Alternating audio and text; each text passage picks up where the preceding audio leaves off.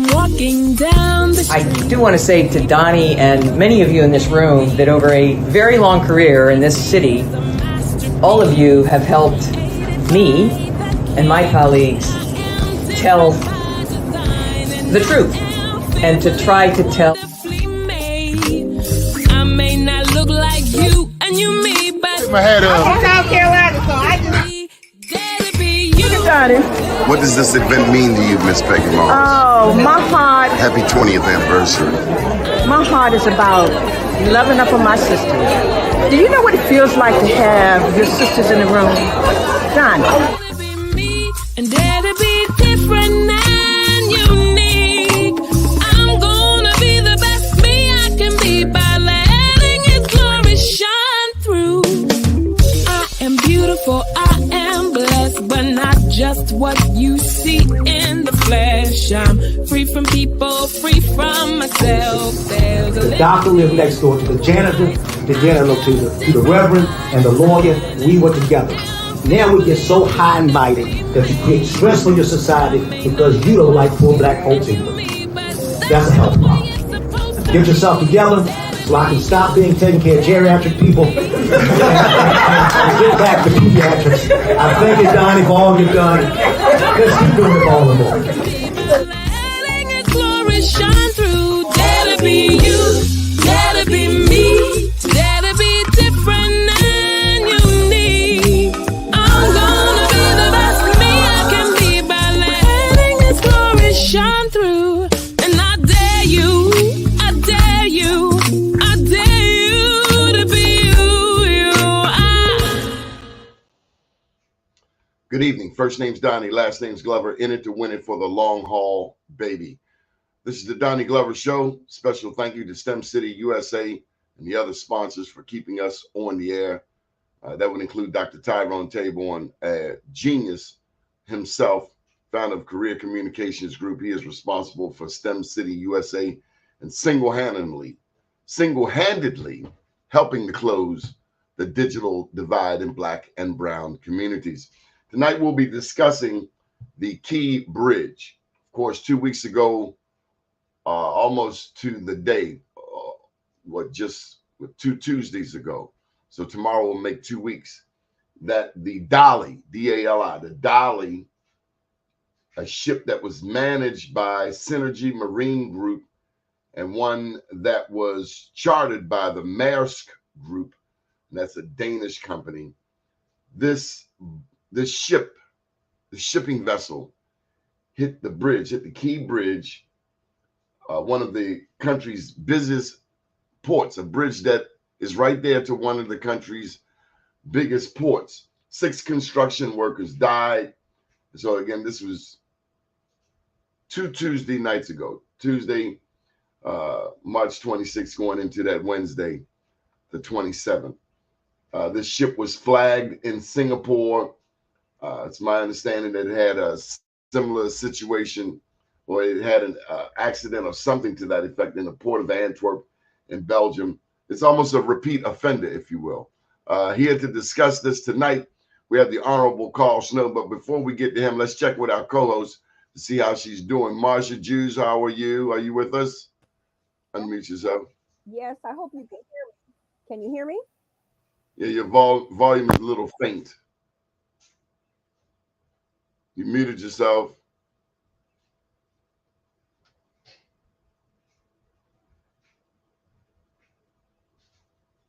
I know you're mad. You got all prettied up, got your lipstick on there. The damn thing won't work. I don't know. We're going to try and see what happens. Can you hear me? You can't hear me. It's getting increasingly better. Why do you have earphones on? You never have those on.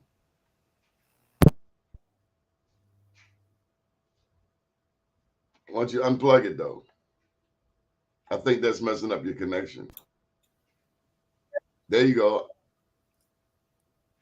Speak. I can't hear you. I can hear you.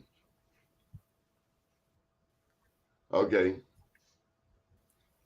Let's get you going. Testing. Can you say something? I don't know. I hear you. Can you hear me? Yeah. Can you hear me? Yes. We will go and I can hear. Can you Okay. hear me? Can you hear me now? It's vague. It's vague. But we have with us the Honorable Carl Snowden. And Honorable, how are you tonight? Somewhere between fantastic and great. Thank you very much for the opportunity to come and share some views regarding the Francis Scott Key Bridge. Well, you know, you bring up a very interesting point. I just got to share this one last thing. As I was getting my notes together, of course, they did discover another body, I think a day or two ago. But here's a quote from the Synergy Marine Group website, and it's really struck me. It says, "This is next generation ship management software, which is MSA and regulatory compliant, or TMSA and regulatory compliant. It provides an integrated ship technical management system by harnessing business intelligence analytics in making data-driven decisions and forecasts." I don't know where all that damn IT was that night, but Marsha Jews, it wasn't visible that night. But At all. okay, but here's the angle for Mr. Snowden. Mr. Snowden, until you and this topic came up. It came up before for me, and I'm talking about Francis Scott Key.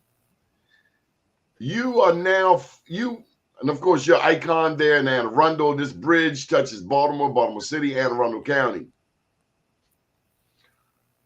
You point out something so glaring, so overt, that Francis Scott Key was a racist.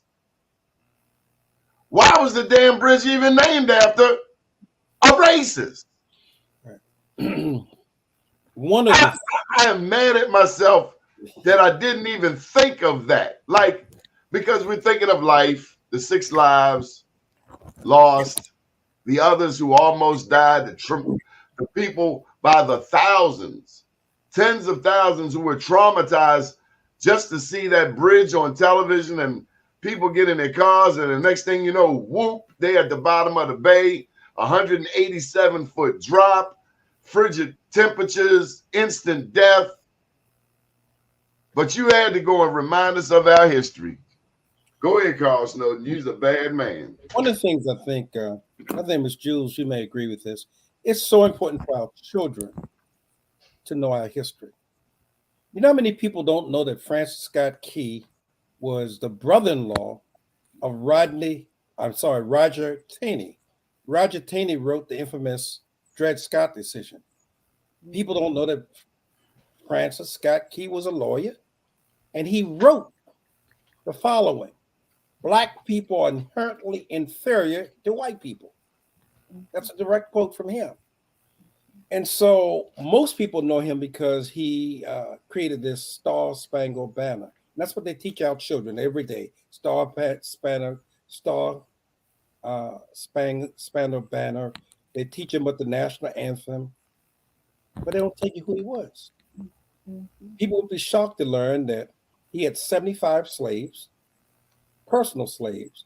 They would be shocked to know that the original lyrics that went to the song really demean Black people. And so we have a responsibility, those of us who are living, to correct history. And we have recommended to a Black governor, Wes Moore, and the Maryland General Assembly, that you're in a position to rename the bridge. And we're recommending that he rename it after Pern J. Mitchell. Congressman Pern J. Mitchell is an icon.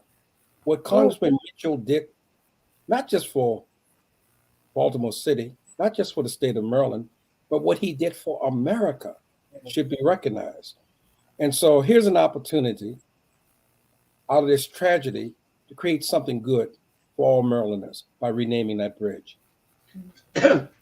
Here's the second stanza, the second half of the second stanza. "No refuge could save the hireling and slave from the terror of flight or the gloom of the grave." In other words, we're going to hunt you down, you slave, wherever you are, and we are going to kill you. And our ancestors said, no, you're not. We're going to kill you, you racist bastard. And the Star Spangled Banner in triumph doth wave. Yeah, right. One of the things that make this discussion very difficult is that in America, we don't like to talk about race. Their black leaders, quite honestly, would not want to touch this particular issue. Very sensitive issue. That's why I thank God I ain't got to answer to nobody in terms of getting voted or not getting voted. This is our job. That's right. And we have a responsibility to hold our elected officials accountable. Black, white, Jew, Gentile, rich or poor. When people vote for people to get elected to public office, we should be emphasizing what Perrin Mitchell emphasized through his entire career. Perrin Mitchell was a public servant. He served the public. Too many of our elected officials want to be treated as mini celebrities. They want to have an entourage. They ain't done nothing. They want to be treated like rock stars. And the reality is, that's not how many people sacrifice to make it possible for them to hold those offices. So yes, we should raise questions. It will be uncomfortable for elected officials, black and white. But you volunteered to be an elected official. Nobody twisted your arm. And so with that comes a huge responsibility. Yeah. How did you get in office and say, after you win the seat, you done lied? You know, it reminds me of a guy trying to get next to a girl sexually. He gonna tell her every lie possible, kiss her all up and down, and as soon as he score, he don't even call her no more. That's true. That's how we get treated, like second class. I'm sorry, Marsha. Marsha, you looking at me with a look. I don't know. You already know what that look looks like. So we just gonna keep it moving because we already know. But the reality is that Perrin Mitchell was down in Washington handling his business, and I had the honor to have been married to somebody who was one of the lawyers there. And through Mitchell and Mitchell Law Firm, I was able to meet Perrin Mitchell and Uncle Pete. And so it was really wonderful to be able to sit at some of those tables with the Mitchell family and hearing all the things that were going on. But he had a spirit about him that let me know, and I didn't know these people, so I'm new in town, right? But he was a warrior. People don't really realize because he was very cool and calm and kind of laid back dude, but he was a warrior when he got down to DC. He did not play with people. And sometimes you'd hear these little, they call it ear hustling. I'd be ear hustling and he'd be talking some straight up stuff. And with that Congressional Black Caucus and his involvement and the leadership that he took, he made certain that all of those other Black congressmen were on board and understood the mission. That was the powerful thing for me. That was a PhD experience during those years. Okay, so it hits you, Mr. Honorable Snowden, that the government, we need to put something else before. And let me just tell you this, Mr. Snowden. Last week we had on Captain Pegues, Captain Darwin Pegues, who is the only Black tugboat captain in the DMV. And he's trying to get a piece of that business. And we had Wayne Frazier on in that segment because we get it, Army Corps of Engineers, blah, blah, blah. But this is a 30% Black state. Baltimore, 65% Black, 75% Black and brown. Yep. I don't know the exact numbers in Anne Arundel County,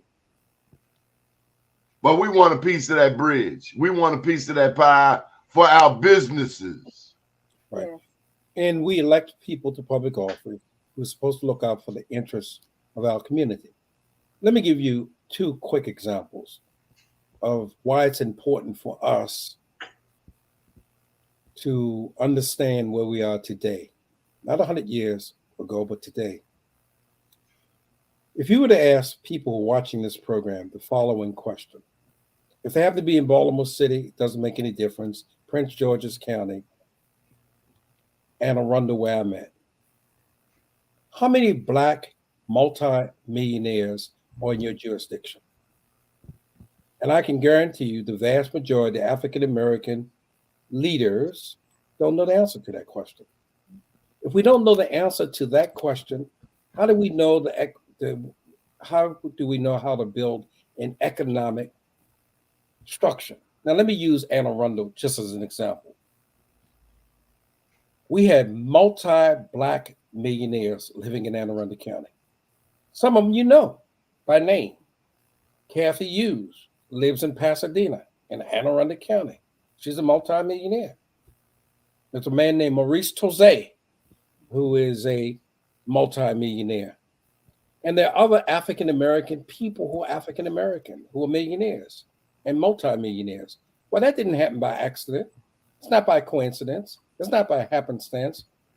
The three great Black elected officials that I'm aware of in my lifetime did more to create African-American opportunities, which created millionaires. One of them was Perrin J. Mitchell. People forget it was Perrin Mitchell that put in what's called the Mitchell Amendment that created the set-asides. Marion Barry created more Black millionaires in Washington, D.C. than anybody else. And then Maynard Jackson? And Maynard Jackson. And here's what they did. They didn't have any affirmative action program, set-aside programs at that time. When Marion Barry got elected, he did the same thing that Harold Washington did in Chicago. He just simply said, I'll meet with anybody as long as it reflects the community in which I serve. So white developers in Washington, D.C., to meet with Marion Barry, they knew they had to have Black lawyers. They knew they had to have Black accountants, Black CPAs. Just by his leadership, he forced businesses to go out and recruit African Americans to be part of a team. And the one thing I can tell you about business, having been in business myself, businesses respond to the climate. Businesses will make the adjustments when necessary. If they want to stay in business. And they will, and they do it all the time. And yet, there's a tendency for us not to understand that. I'll use this example, Marsha, that you can appreciate. When the great race took place between former mayor Kirk Schmoke and then the acting mayor, Du Burns, who was running for the first time, most people thought that this was a race between two Black men. But if you knew the politics of Baltimore City, you knew it was between Jews and the Greeks. The Jews were supporting Schmoke and the Greeks were supporting Du Burns. The winner, obviously, was Schmoke. And if you look at who benefited economically, just follow the money. So all politics is getting in the position to determine where public resources will go and who will get them. That's all it comes down to. And whenever other groups come to power, you see the manifestation of the economic flow growing. When Italians came to power, economically, they improved. When Irish came, they improved. When Chinese people come, Asian people, they improve. For some reason, when we get into political office, we begin to talk about, well, we got to take care of everybody. And of course, we're not talking about not taking care of everybody. But there is a way to ensure that everybody gets a bite of the apple. And sometimes symbolism is replaced over top of substance. People are so happy to be able to say, we got the first Black this or the first Black that, when other people look and say, how has that benefited us in our community? And they're very specific. That's real, though. Marsha. And you can see it. Right. And again, this is a little history here. It's important people to know this. If you ask people living in Baltimore City this question, I already said, do you know how many Black multimillionaires are? And they don't. But if you would ask them, when was the last time there was a major uprising in Baltimore City before Freddie Gray? 99% of the people will tell you the last time there was this major uprising in Baltimore City was when Martin Luther King Jr. was assassinated in 1968. The truth is, the last riot before Freddie Gray was 1979. People have forgotten. All you have to do is Google it, Baltimore riot, 1979. And if you read the story, as I have, very carefully, pay attention to what the mayor, who was a man named William Donald Schaefer, said about those people who were part of the looting. And then when you look at the Freddie Gray story, look at what the mayor, who happened to be an African American, said about the people who were looting. The language is identical, absolutely identical. But again, most people don't know there was, they've forgotten. Now, when they go back and look at it, they say, oh, yeah, now I remember. Because it was something odd about the rebellion that took place in 1979. And here's what it was. Most riots in this country is always associated with summer months, hot weather. The riot of 1979 took place in February of 1979 in Baltimore City, during what some said was a blizzard. Think about that. So what was the reason? The reason for the rebellion? 79 riot. What happened? Same thing that has happened over and over again in cities, where police officers are viewed as overreaching, angry, and responding, breaking windows, went to stores and did some looting.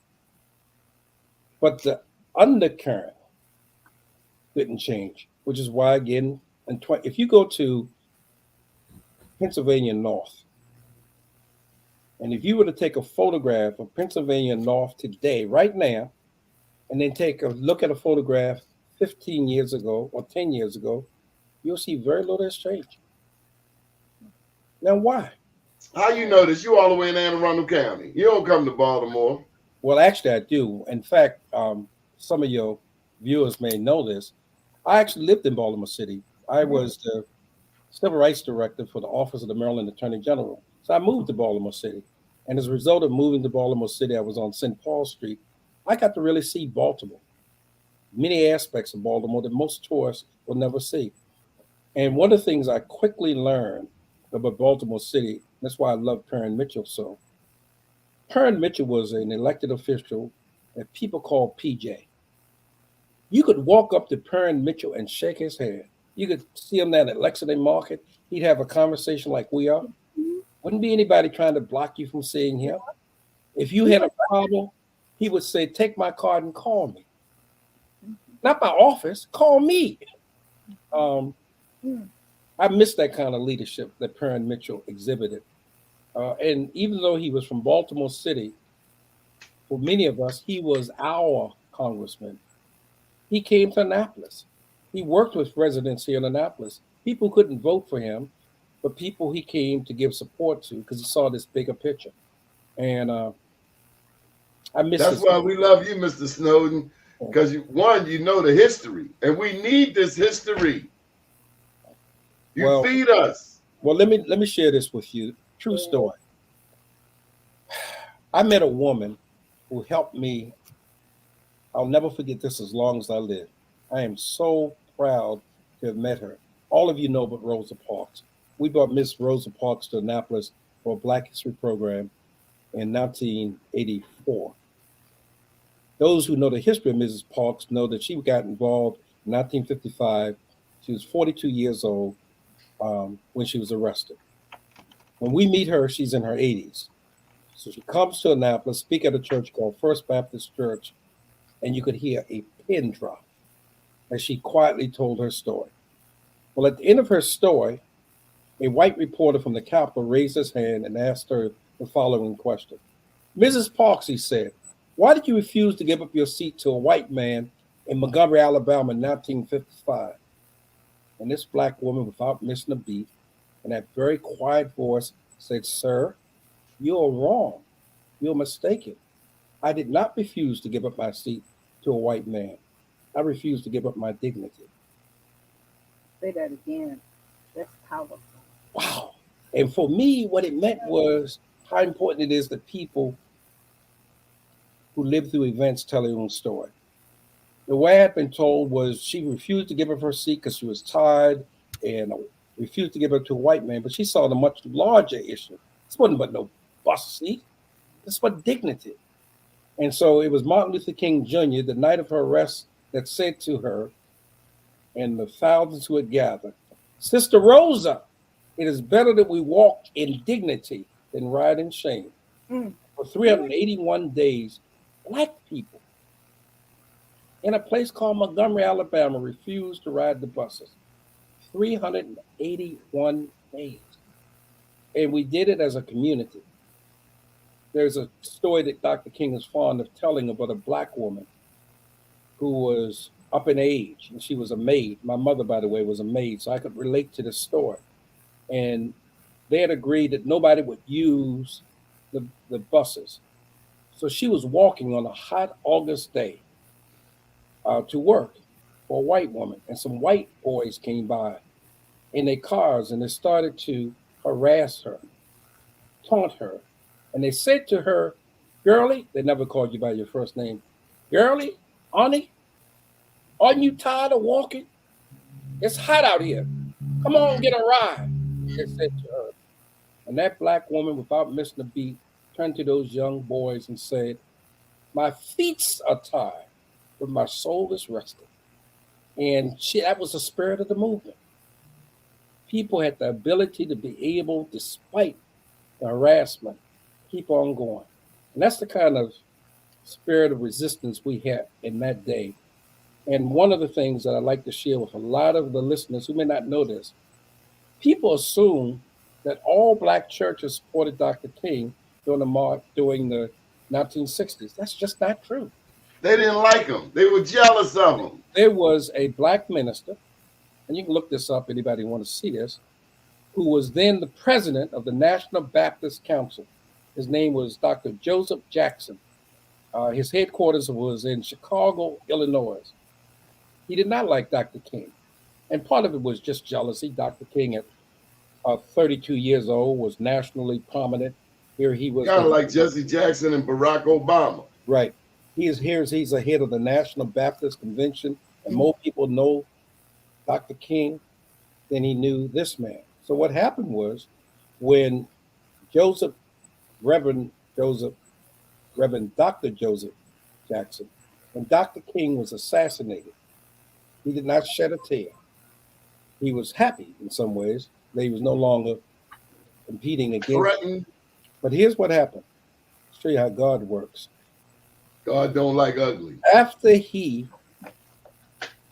Dr. King was assassinated, the city of Chicago passed a resolution renaming the street that Reverend Dr. Jackson's church was on, the office building in Chicago.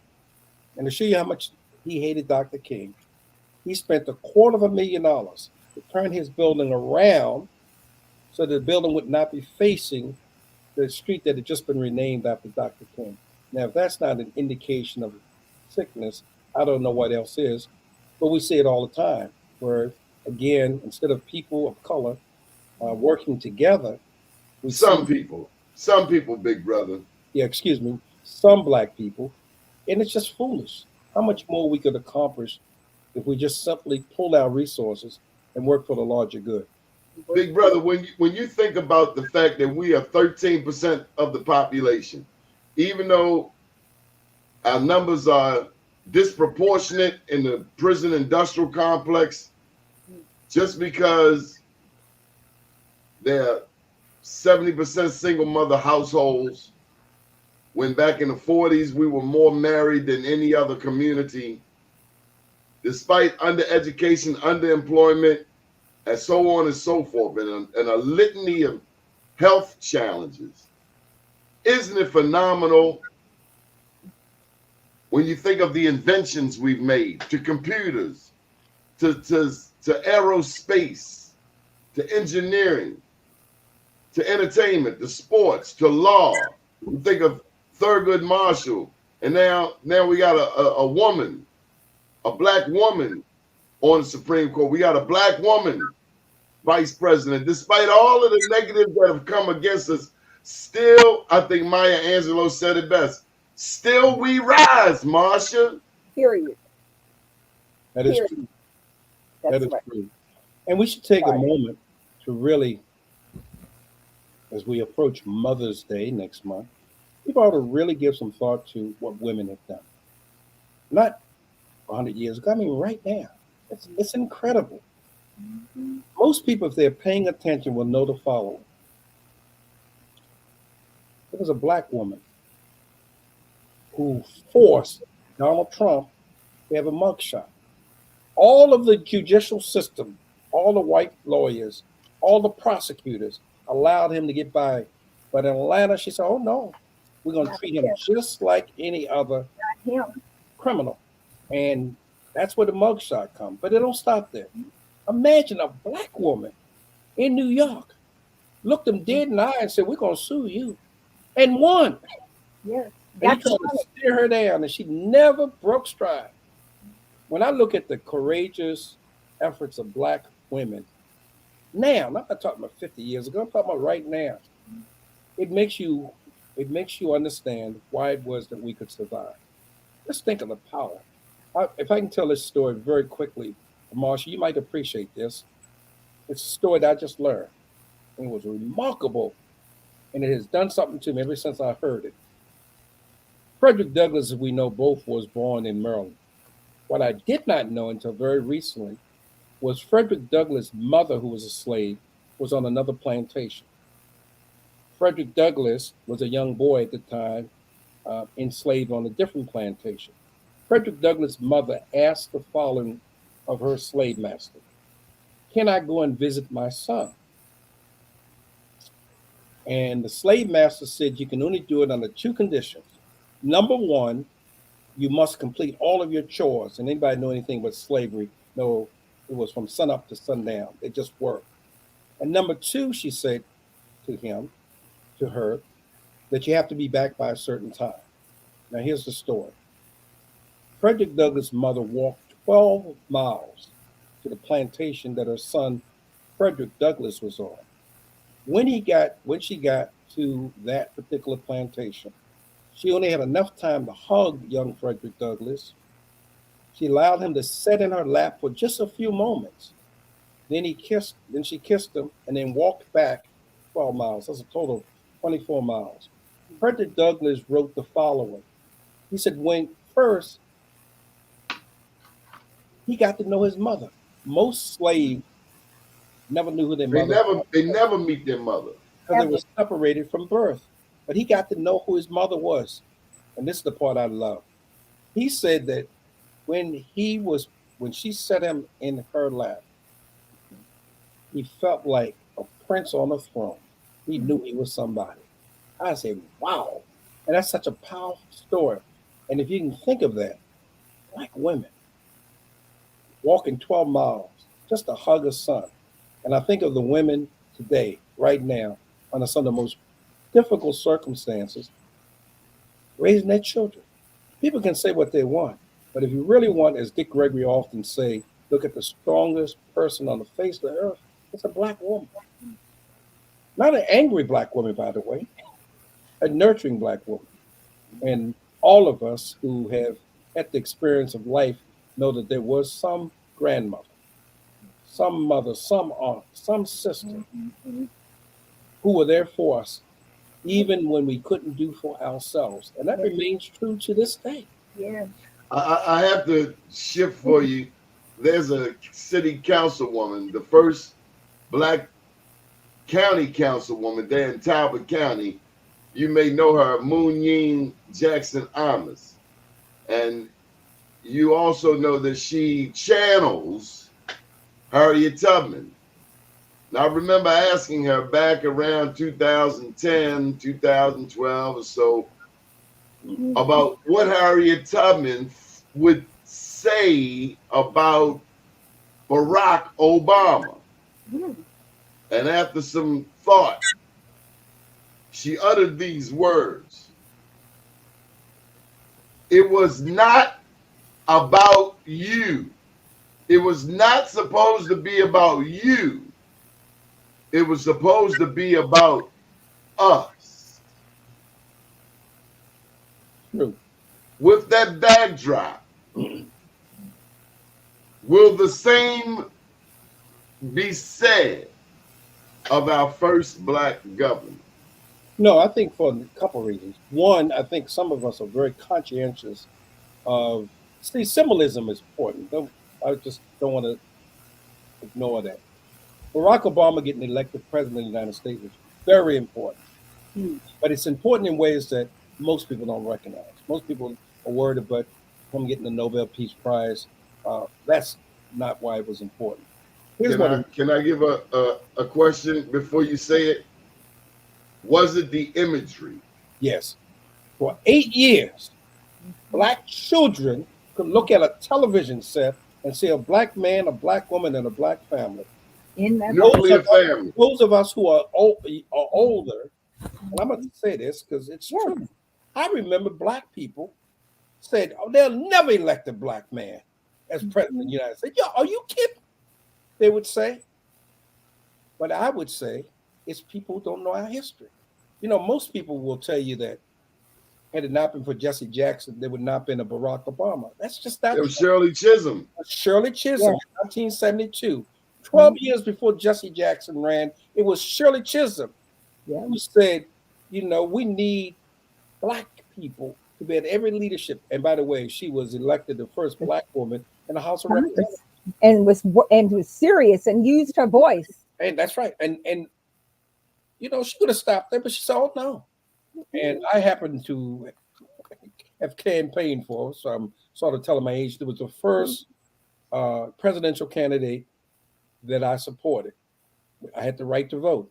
And was Fannie Lou Hamer in that picture? No, it was. I'll tell you, there were 5 people, black people.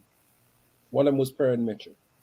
The number of black men who were politicians who turned their back on Shirley Chisholm is unbelievable. And it was Shirley Chisholm who said she understood racism, but she said she now understands sexism better. Because sexism goes across all races. All colors. There were black men. You know, there were black men that told her, "You can't be president. You got to wait, you know, tell a black man." And she just rejected. So I'm really, really proud to have worked for Shirley Chisholm. And even more importantly, I am proud that as we sit here in 2024, to have seen some of the changes in our lifetime, it's just amazing. And remember, Martin Luther King Jr., we just celebrated his 56th anniversary of his assassination. The majority of people who are watching this program have had the following experiences. And think of it, he never had this experience. Martin Luther King Jr. never saw a single grandchild. He was assassinated. We got to see in his grandchildren. He never seen any of his children get married. Things that we all take for granted. How many grandchildren are there? One. Yes, one. And that's by Martin Luther King III. And there's a reason for that as well. But the point is that he never got to do that. But neither did Malcolm X. Malcolm never seen any of his children grow up. They made a tremendous sacrifice. Medgar Evers was murdered in his driveway in front of his wife and children. I mean, so bring me back to our point. Will the bridge be renamed? You want it renamed after Perrin Mitchell, and there was a Richardson that you mentioned. Right. Let me say this about Perrin Mitchell, and let me just say this about struggle. Uncle P. I understand struggle very well. And I know this is not a one-night event. I know there will be resistance and all kinds of stuff put up. But I've been around long enough, and I know that when a people are determined, and if we can energize and organize this community, we can make it happen. I'm old enough when people told me that there'll never be a holiday named after Martin Luther King Jr. And there was a group of us said, yes, there will be. There were people who said that a woman named Angela Davis was going to go to the death chamber. And there were those that said in 1972, oh no. There were those who said and believed that Nelson Mandela would die in prison. He walked out of prison into the presidency. So I know what's possible when we as a people make up our mind that we want to change. And quite honestly, I have never understood, and perhaps you guys can explain this to me. I've never understood why in a majority black city, we, black people, in leadership positions there, haven't created a Perrin Mitchell statue in downtown Baltimore. There's one of William Donald Schaefer. Because we're selfish. Yeah. We want to celebrate people who have done nothing but giving speeches, and weak speeches at that. Well, Brother Donnie, I would just simply say to you, as you said earlier, some of us are selfish, but I think the vast majority of black people in Baltimore City would be honored to have something in Perrin Mitchell's name. I'm talking about these politicians who forget that service is the rent. This is what your generation taught me. The rent we pay for living. Yep. That you ought to hold the door after you get in the door. It's true. But these selfish sons of guns, they get in there, and before they have mastered one level, they want to get to the next level. Well, Say true. what you want about Schaefer, but you knew one thing: he wasn't going to leave Baltimore. Right. His focus was right here, like it or not like it.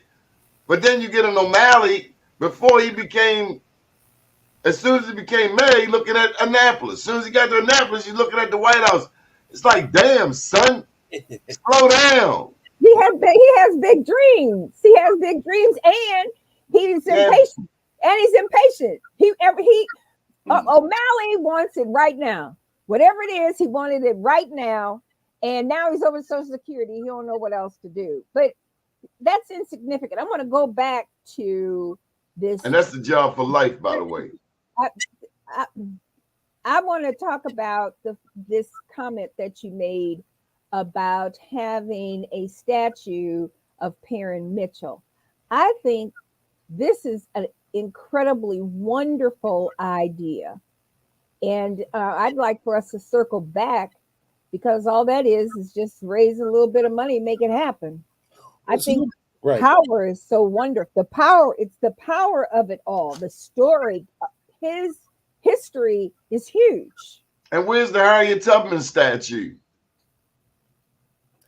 We got to go all the way to Harlem to get a Harriet Tubman. I'm all the way down in Louisiana. I see a school named that. Where the hell is Baltimore? But I don't want no ugly statue. They did a statue of Billie Holiday that's butt ugly. Yeah. That woman was gorgeous. Well, one of the things I think, again, that Barack Obama once said, and it's true, the change that we seek must begin with us. We have to take the responsibility. Here's one that's so clear. And for people who are hopefully watching this, they'll take the moment to do this. If you were to Google right now, the IRS audits black people 3 to 5 times more than anybody else. The Washington Post, the New York Times, they all did this story. It appeared last year. You Google it, and I ask people to do this. The story's going to pop up, and it's going to verify that black people are 3 to 5 times more likely to be audited than white people. Now, that's because you're pretty. Now let's think about that for a second. If black people only make up 13% of the population, how is it possible that we are 3 to 5 times more likely? Now, here's the answer, and I hope you guys are not offended by this, but it shows you the difference between a Perrin Mitchell and current leadership. If that had happened on Perrin Mitchell's watch, he would have done the following. He would call the meeting in his congressional district. He would have told black people that if you get this letter to be audited, here's what you need to do, and give leadership to it. I'm telling you that the vast majority of people watching this program probably don't even know that they're 3 to 5 times more likely to be audited by the IRS. Not 50 years ago, it's going on right now. Well, we need to call Kwesi. Right. Well, no, Kwesi needs to be calling us. He needs to be saying, listen, here's what you need to do. I gotta tell you, I had a problem. I emailed his office. I got an answer immediately. Good. Now, one could say it's because I know them, But I will tell you something else, Mr. Snowden. It has prompted me to come up with a workshop, how to be an advocate for your community. Right. But if you, again, just take the time to Google, you have to ask yourself two questions. Number one, for people who take the time to do this, how come I don't know this? They published this. Why have not my representative, and by the way, not just Kwesi, across the country, none of the members of the Congressional Black Caucus informed their majority Black constituents of what I just said to you. And here's one that will blow you away. Donnie Glover, if you could just take a minute, if you got a computer, and just type in the following. Philadelphia, the city of Philadelphia apologizes to Black people. The city of Philadelphia apologizes to Black people. I want to show you something. As soon as you get it up, let me know. I got it. Could you read the first paragraph of that story? One of the country's oldest medical organizations is apologizing for its silence on unethical scientific experimentations conducted on mostly Black people and low-income residents while they were incarcerated in Philadelphia, Pennsylvania. Can you tell them what the date of that story is? What's the date on that story? 1 second. Okay. Damn.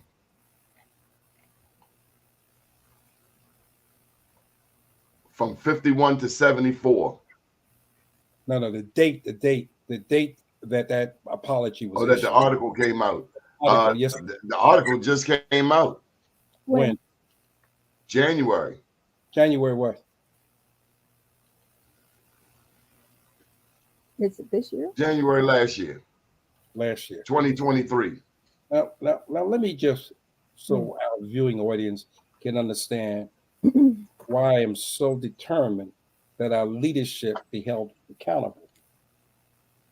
The story, for those who haven't read it, you can take the time to read it, but the essence of the story is that the University of Pennsylvania engaged in unethical and illegal experiments on Black inmates who were illiterate and could not read or write. There's a principle in this country called informed consent. And it means that if you are operated on, you have the right to know what they're doing to you. Like Henrietta Lacks. Right. Got robbed. They admitted that they did not inform these Black men that they were being experimented on. But here's the worst part of it. Those Black men, 300 of them, would go home to their loved ones, and they would infect the loved ones. People would get sick. The story finally came out. They finally admitted that these experimentations should not have been done. But I want you to hear, if you read the story closely, at the end of the story, they say, other than an apology, no one will be compensated for the injuries and the damage that was done to this group of Black men. And here's the reason why. They said because of a statute of limitation has run out. Anybody who knows anything about law knows the following. There's one crime that has no statute of limitation. Murder. Murder. And these men who died from these experimentations were murdered. These women who were impregnated and had children that came out retarded, these are injuries. But nobody wants to talk about that. Rather, they want to give this apology in Philadelphia, which they did, in a story. You don't see nobody raising sand.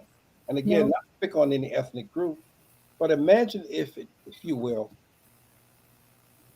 if someone, the white girl that lost the NBA, the NCAA last night. Imagine if that happened to her. You would imagine if that happened to Donald Trump. It would be an outrage in this country. Imagine if it happened to who's that man from the 700 Club? Because he makes me sick every morning. I can't turn the channel fast enough. Right. But again, it's us getting information. A lot of people don't even know about what I'm telling you. It's in the public domain. You got to slow down. You got to see what's going on. as you both know, maybe Donnie, I know you know this. Most people think that with the COINTEL program, counterintelligence program, where they were illegally spying on black leaders in the 60s and the 70s, including you. yeah, and I was able to successfully file a suit against the FBI and won. I got my actual FBI file. I see what they do and how they operate. But many people don't realize that program continues today, just on a different day. I know, because they took my Facebook page. I had 250,000 people. It's going on right now, and all I was doing was sharing basic facts. I'm not even the bad one. Yeah. I'm the nice one. I'm the good. Right. In Baltimore City, for example, I wish people understood what's really going on in the city, politically, economically. I'm old enough. They're pushing us out. They got us chasing some red herring out Liberty Road. Meanwhile, down here in the hood, the white people are moving in. They squatting, they buying these row houses, these vacants, but we want to move out to the county. Donnie, in D.C., they have what they call the plan. Yeah. And those houses are worth $800,000 in D.C. Right, which changed D.C.'s demographic makeup. Well, there is a plan for Baltimore City. It's not hidden. You can go and see what the plan says. And the plan is designed. By the way, both of you in Baltimore City, have you seen as many bike lanes in the city? Oh, oh my goodness. Bike more. Oh my goodness. You need to change the subject because I've already been out protesting. Yeah, my blood pressure going up, brother. Ain't one damn bicyclist in the narrow lane from East North Avenue to West. Not one person on a bike. What you're going to see, unless something changes in the city, the next phase is going to be dog parks. Yeah. You're going to see this increase of dog parks in the city of Baltimore as it is in D.C. And when you see that, you will see the changes that will follow. It's very clear. And so I'll leave we have an interesting comment here. This lady says, "Shut up." So let me help her see what she did not read about the Star Spangled Banner. Because she said it should stay the Key Bridge. Right. Poor thing. This is what he said. This is the one you endorse. Francis Scott Key said, "No refuge could save the hireling and the slave." Talking about your ancestors, Miss Berman. And again, from the terror of flight or glue, we gonna hunt you down like the dog you are. That's what they said about your ancestors. That's why it's important to know your history, because those who don't know it are bound to repeat it. And also, again, we're not a monolithic community. I recognize that. Yeah. When everybody's in the bottom of the slave ship, it was very monolithic. Well, that's true, but the point I was going to make to her and to all when the clans came with them files and them, we were very monolithic. I don't buy that, Mr. Snowden. It's like, back in the day, you could get black, white, or blue Jack Purcells. That's it. Well, what I was going to say, we got too many options today. What I was going to say to the critic, when you tell people to keep quiet, to shut up, you don't know that you're doing something that inevitably harms your own community. You know how many people told Malcolm to shut up, told King get out of town? Just now they got holidays. But just let me finish the start to this lady. I just would ask her to consider this. I'm suggesting, she said that we got kids that cannot read. And that's true. There are people who cannot read. But what does that have to do with the Star Spangled Banner or the Francis Scott Key Bridge? What does it have to do with the fact that he was a slave owner? Should we just ignore that?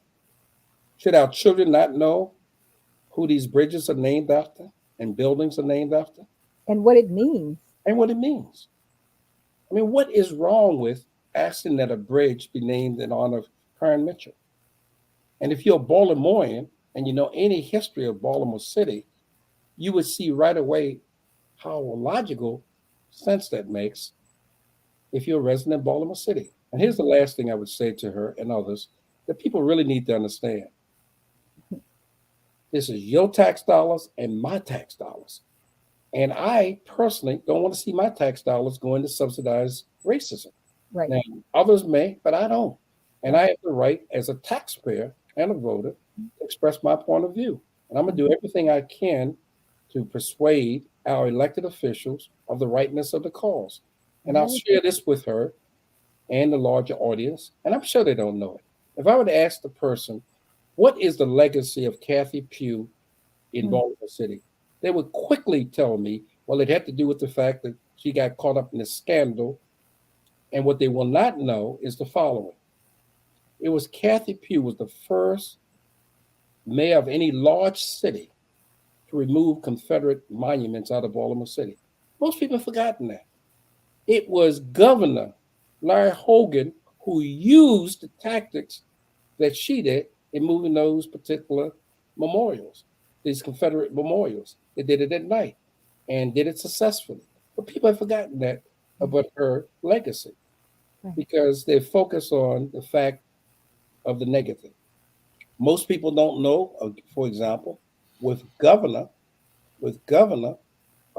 Larry Hogan, who served the state for 8 years, that he had an opportunity to do all kinds of things as governor that he didn't do. And now he's up to running for re-election or running for election to a United States senator. Unless you know people's history, unless you know the records, you may vote for somebody because you heard their name. I just want to make sure people are educated so that they do cast their vote. I've got a granddaughter.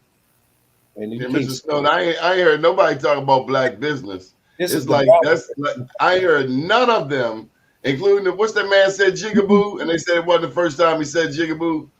The man with the liquor and the wine, Trump. Yes. Yeah, I haven't heard anybody talk about black business. Right.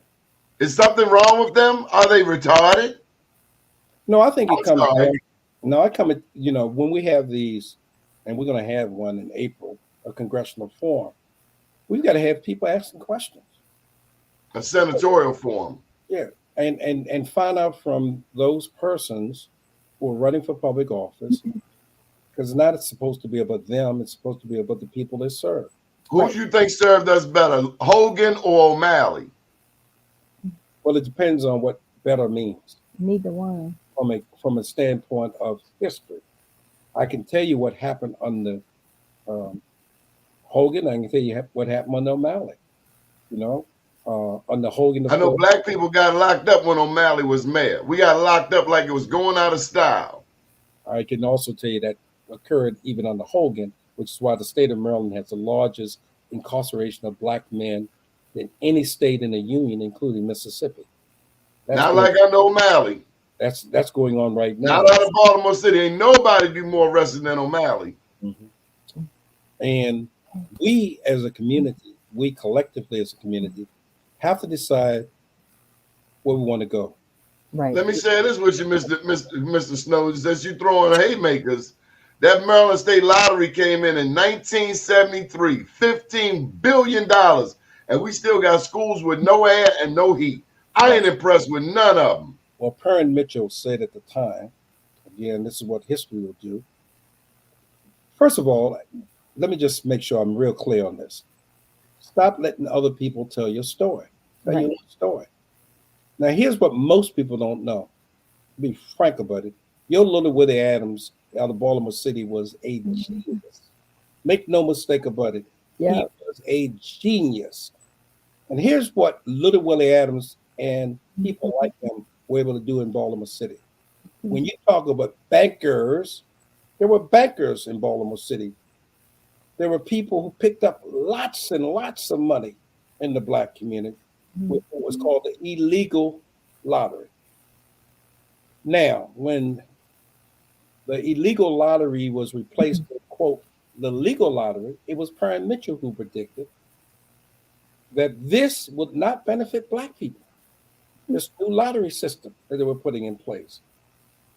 Black men and women who ran those illegal lotteries and built homes and businesses suddenly found that no longer existed. And I just want to show you the parallel of history. You're living in a city right now. I see it every time I come to Baltimore. I shake my head. I look at the marijuana dispensers and where they're located. And Yes. blocks away from the marijuana dispensers, Yes. we got arrested for doing the exact Yes. thing that we've now given the Mm-hmm. civil rights of these entrepreneurs to do. Mm-hmm. There are Black people in prison right now as we speak Mm-hmm. who got arrested Mm-hmm. for dealing with marijuana. And the buildings that they have selling them are like luxury places. So you get this gorgeous package. You've got all kinds of ways that you can smoke your weed. You got a parking lot out there. It's sitting right there on York Road, all big and fancy. So, Marsha, Let me share this with you, Mr. Snowden. Wait a minute. You can buy your weed there. But now our people standing on the corner opposed to understanding they need to put a building there and make that mess legal so they can make some real money. No, they're going to jail for a little handful of weed that don't have nothing to do with nothing. And they don't understand or see the bigger picture. That's a conversation we need to be having, because all those white boys, and there's some Black people owning some of those, that are not coming down and getting these brothers and sisters and showing them what to do. Lady and gentlemen, we are out of time. Mr. Snowden, we hope that you made your point to the governor. And thank you both for this opportunity. And Donnie, let me say, as I've always said to you, I respect the fact that you're one of those voices that need to be heard. You know, the easy thing to do is to get along, go along kind of reality. But when there are people like you who stand up, speak truth to power, and by the way, there are consequences for doing that. There are people. Oh yeah, you don't get to eat. They cut you off. They don't let you get some business. Well, they do all kinds of things. But they pull you over. They say you owe this bill. But in the end, I'll just leave this as a lasting thought to you. For those of us who are believers, and I count myself among them, my mother, who died at 104 years old, told me something I have never, ever forgotten. And my mother was a maid. My mother said, son, there is a power in the universe that put wetness in water, blue in the sky, and allow birds to fly. She said, son, as long as you understand who's really in charge, we're going to be all right. And despite all of the stuff that we've talked about, all of the oppression, all of the exploitation that we've gone through, as you said earlier, quoting Maya Angelou, still rise. We still rise. Thank you again. Yes, sir. Thank you. God bless you. Thank you. Good evening, world. Thank you.